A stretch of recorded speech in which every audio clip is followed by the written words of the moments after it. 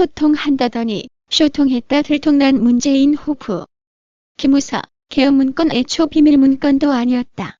지난 6월 28일 문재인이 부진한 규제 개혁 성과에 격분하며 답답하다고 토로했다는 기사가 나온 지 약 한 달 후 규제 개혁은커녕 이제는 포식 조장 우려한다며 먹방까지 규제하겠다고 나섰다가 거센 반발로 사실무근이라며 슬그머니 뒤로 빠졌습니다. 정책 발표하고 거센 반발로 말 바꾸게 한 게 벌써 몇 번째인가요? 이게 과연 준비된 대통령의 모습인가요? 규제로 시장을 다스리겠다는 좌파 경제 마인드가 보여주고 있는 촌극입니다. 이들은 대한민국이 자유시장 경제체제라는 사실을 망각하고 있습니다. 좌파들이 대가리 맞대고 아무리 규제 개혁 외쳐봐야 뇌구조 사고방식은 하루아침에 순식간에 개선되어지는 게 아니죠. 강력한 규제 개혁 의지를 갖고 덤벼들어도 규제 개혁 실질적인 성과는 미미했는데 문재인 좌파 정권처럼 규제 개혁에 대한 확실한 동기부여도 없는 마인드로 규제 개혁하겠다는 거야말로 단순 구호에 불과한 거죠. 대한민국 개돼지 같은 국민들, 그래서 좌파는 경제를 절대 흥하게 만들지 못하는 겁니다. 아시겠어요? 문재인이 지난 7월 26일 밤 광화문 인근 호프집에서 시민들과 깜짝 만남을 가진 가운데 이 자리에는 대통령과의 만남을 미리 알던 참석자가 존재해 야권의 비판을 샀습니다. 즉 문재인이 지난 7월 26일 일정은 깜짝 만남이 아닌 사전 조율 만남이었던 겁니다. 문재인과의 당시 만남을 인지했던 참석자는 청년 구직자 배준 씨입니다. 배준 씨는 문재인 대통령이 대선 후보 때인 지난해 3월 한 차례 만남을 가졌습니다. 당시 문재인은 서울 노량진 빨래방에서 군무원 시험을 준비 중인 배준 씨를 만나 격려했습니다. 그런 배준 씨는 지난 7월 26일 호프집 미팅 때 다시 참석해 문재인에게 공무원 시험 준비를 하다가 과감하게 포기했다. 다음 학기에 복학하게 됐다고 근황을 알렸습니다. 이에 문재인은 안타깝게 됐다며 그를 위로했는데요. 문재인과 배준 씨의 2차 만남에 야권에서는 의문을 제기했습니다. 자유한국당 원내대표는 7월 27일 원내대책회의 때 언제까지 이런 쇼통으로 국민들 마음만 가져가려 하는지 지켜볼 것이라며 배준 씨와 문재인의 호프집 만남 사진을 보이며 지난 겨울 시장통에서 문재인과 소주잔을 기울이던 청년이다. 세상이 좁은 것인지 탁현민 행정관 기획력이 강한 것인지라고 꼬집었습니다. 자유한국당 원내대표 지적에 청와대는 청와대 의전 비서관실에서 배준 씨에게 연락했고 그래서 참석한 것이라며 배준 씨는 대통령과의 만남을 알고 온 유일한 참석자였다. 이전에 만난 국민을 다시 만나 사연과 의견을 경청하기 위함이라고 해명했습니다. 한편 청와대의 이 같은 해명은 여론의 혼란을 가중시키고 있습니다. 당초 호프집 깜짝 미팅 참석자 섭외는 정부 부처에서 진행했다고 청와대가 설명한 바 있기 때문입니다. 청와대 관계자는 지난 26일 오전 춘추관에서 취재진과 만나 정부 부처 내 섭외가 이루어졌다면 중소벤처기업부 등에서 섭외하지 않았겠나. 참석자 관계자들은 대통령 만나는 것을 모르고 정부 부처 관계자를 만나는 것으로 안다고 밝혔습니다. 이렇게 맥주쇼 통질하느라 에너지가 바닥난 문재인은 28일, 29일 주말 일정은 주말 일정대로 찾아먹고 오는 7월 30일 월요일부터 8월 3일까지 5일간 여름 휴가를 떠난다고 김의겸 청와대 대변인이 밝혔습니다. 8월 3일 휴가 끝나는 날이 금요일이니 또 주말 일정은 일정대로 찾아먹겠군요. 아마 이대로라면 역대급 대통령 중에서 연차와 휴가를 가장 잘 챙겨 먹은 대통령으로 기록되어질 것입니다.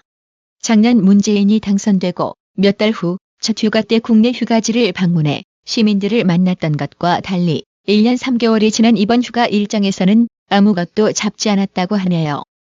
지난 여름 휴가와 달리 서민 경제 폭망으로 이제 국민들이 문재인에 대한 호의적 시선이 사라졌다는 사실을 잘 알기 때문이겠지요.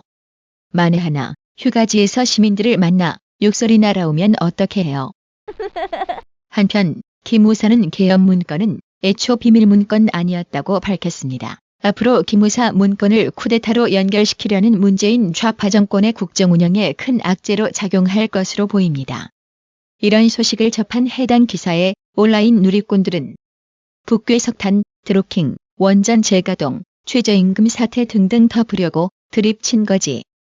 탄핵 기각되면 혁명 일으키겠다고 한 작자가 계엄이니 뭐니 할 말은 아니지라며 문재인 좌파 정권을 비난하는 댓글로 분노의 감정을 표출하고 있습니다.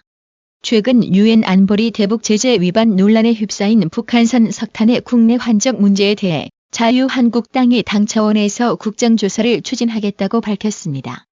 한국당 원내대표는 7월 27일 국회에서 열린 원내대책회의에서 북한산 석탄의 밀반입 의혹에 대해 국정조사를 통해서 반드시 그 진실을 명확히 밝혀내고자 하는 것이 한국당의 입장이라고 말했습니다.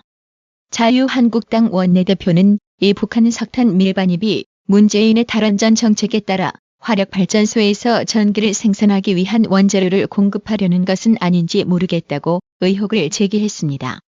이미 문재인은 작년 2월 22일 북한의 광물 자원과 우리나라의 쌀을 맞교환하면 쌀 재고 문제를 해결할 수 있다는 주장을 해 논란을 일으킨 바 있습니다. 문재인은 공산주의자라고 주장해 문재인의 명예를 훼손한 혐의로 재판에 넘겨진 고영주 전 방송문화진흥회 이사장에게 검찰이 징역형을 선고해달라고 요청했습니다. 고영주 전 이사장은 최후 진술까지 문 대통령이 공산주의자라고 확신한 여러 사정이 있다며 주장을 굽히지 않았습니다. 서슬퍼런 종북 좌파 정권 하에 목에 칼이 들어와도 문재인은 공산주의가 맞다.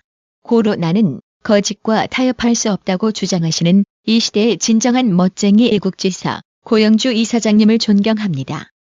그리고 앞으로 우파 가치를 안고 이끌어갈 우파의 큰 자산이 되실 겁니다.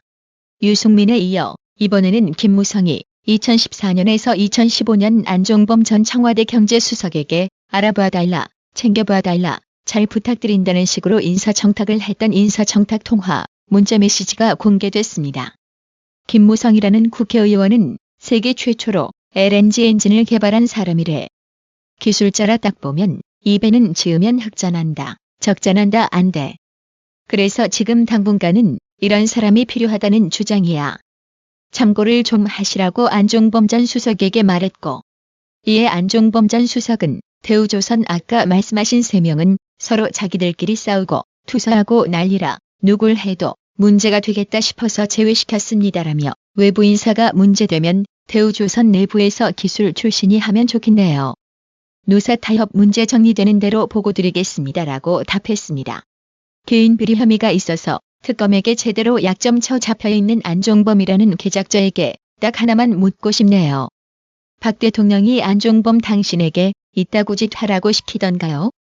이처럼 스스로 논란을 자초한 안종범의 행동거지가 박 대통령을 불행하게 만든 1등 공신 역할을 한 셈입니다. 이로써 유승민과 김무성은 청와대 인사청탁을 거절당하자 앙심을 품고 박 대통령 탄핵에 앞장섰다는 세간의 의혹을 벗어나지 못할 겁니다. 드루킹이 지난 3월 경찰 수사 당시 숨겨두었던 USB를 최근 특검에 제출한 것으로 파악됐습니다. 이 USB 안에는 드루킹과 김경수 경남지사가 보안 메신저로 나눈 대화가 담긴 것으로 알려졌습니다. 이로써 특검의 칼날은 김경수를 향할 것으로 예상됩니다. 앞서 보신 대로 드루킹이 제출한 USB 메모리 스틱에는 그동안 삭제된 것으로 알려졌던 김경수 경남도지사와 드루킹 간의 비밀 대화 원문도 담긴 것으로 전해졌습니다. 내일이 수사 반환점인 30일째로 접어드는 특검이 초반과는 달리 핵심에 근접했다고 자신감을 보인 것도 바로 이 때문인 것으로 보입니다. 이어서 박성재 기자입니다. 드루킹 김동원 씨는 경찰 조사 과정에서 김경수 경남도지사와의 의사소통을 위해 텔레그램 이외 시그널이란 메신저를 이용했던 사실이 드러났습니다. 김 지사의 국회의원 시절 보좌관이던 한모 씨와의 금전거래 사실을 통보한 후 김 지사로부터 사표를 받았다는 답변을 받은 것도 시그널이었습니다. 하지만 드루킹과 김 지사가 나눈 시그널 대화는 대부분 삭제된 것으로 알려졌습니다. 시간이 지나면 대화 내용이 자동으로 사라지거나 화면 캡처를 차단해주는 시그널 기능 때문이었습니다. 그런데 드루킹이 제출한 USB 저장 장치에 김 지사와의 시그널 대화 원문이 포함된 것으로 알려지면서 김 지사의 댓글 조작 개입 여부에 대한 특검팀 수사도 탄력을 받게 됐습니다. 메신저 화면을 다른 기기로 촬영한 이미지 파일 외에 음성 녹취나 동영상 파일 등의 형태로 존재할 가능성도 제기됩니다. 드루킹의 한 핵심 측근은 본인을 비롯한 극소수 경공모 회원만이 은닉 USB 존재를 알고 있었다며 드루킹이 언론에 터뜨리겠다고 말한 그 자료일 것으로 추정된다고 밝혔습니다. 특검팀도 향후 수사에 자신감을 내비쳤습니다. 드루킹이 협조에 구걸하진 않습니다. 남은 30일의 수사의 어떤 방식은 아마 전반기 때 그 방식과는 좀 틀리게 진행해 나갈 것입니다. 특검의 이 같은 자신감 역시 지난 일주일간 드루킹의 USB를 분석한 데서 오는 것으로 보입니다. 며칠간 여럿 구독자님들 구독료 후원 덕분으로 이제 좀 여유를 찾으며 커피 한 잔 마음 놓고 할 수 있게 되어 매우 행복한 기분을 느끼게 됩니다. 박정수님, 이인호님, 정현우님, 이진식님, 구독료 후원 너무 감사드립니다. 나라의 TV는 보다 더 양질의 컨텐츠를 생산하기 위해 자발적 구독료를 후원 형식으로 받고 있으니 많은 성원 부탁드립니다. 시청해주셔서 감사합니다. 구독은 꼭 눌러주세요.